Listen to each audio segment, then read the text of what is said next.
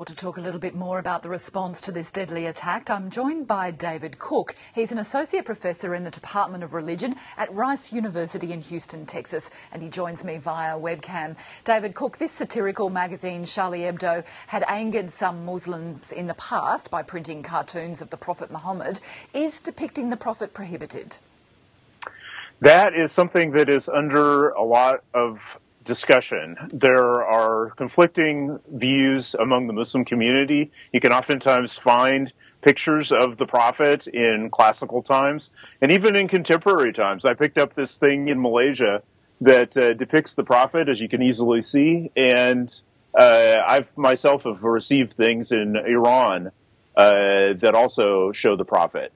But having said that, there's a strong current within the Muslim community that says that it is prohibited. All right, well, keeping that in mind, is the French government, indeed governments in Europe, under increased pressure to confront radical Islam? Yes, very much so. This series of attacks that's been happening in France really for the last 2 weeks has cumulatively led the country, I think, to a state of almost siege. So do you think that the Paris attack, when you say a state of siege, do you think that the response, therefore, has been too skewed in the one direction?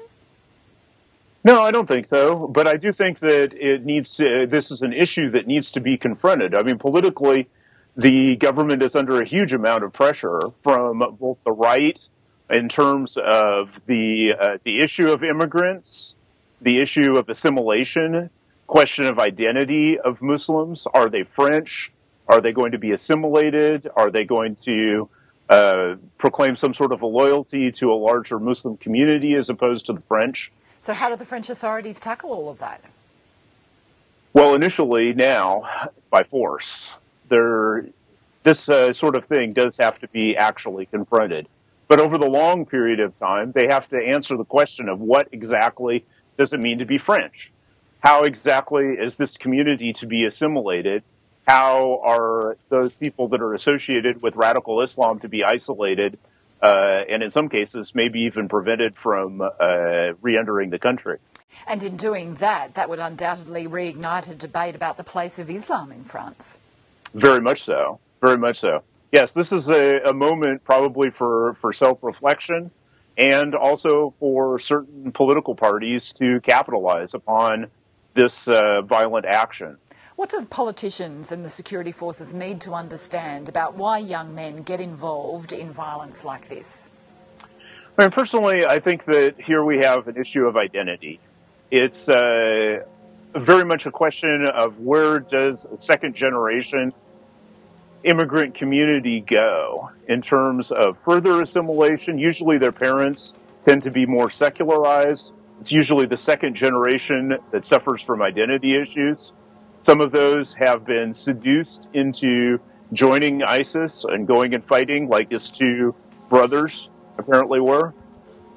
But really the question here has to do with where is the larger community going to go? Because there's always going to be these loose type of fanatics.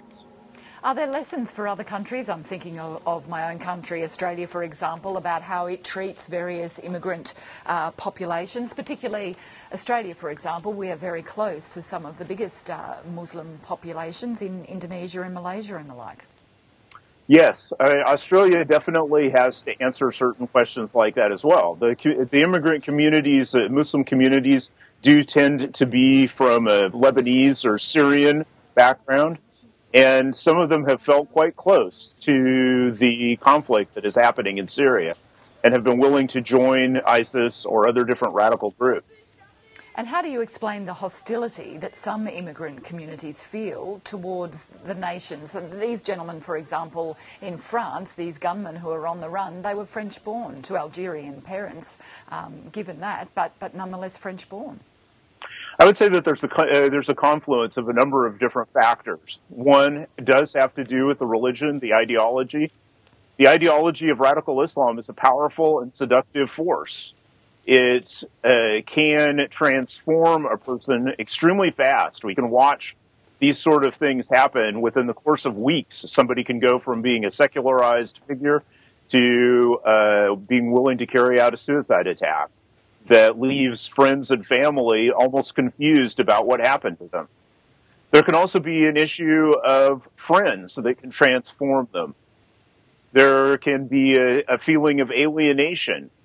There can also be a feeling of elation in joining a radical group. There can be possibilities that can open up for a young man that would not be there under other circumstances. All right, David Cook from Rice University in Texas, thank you very much for joining us live today. We appreciate it. Thank you so much, Kim.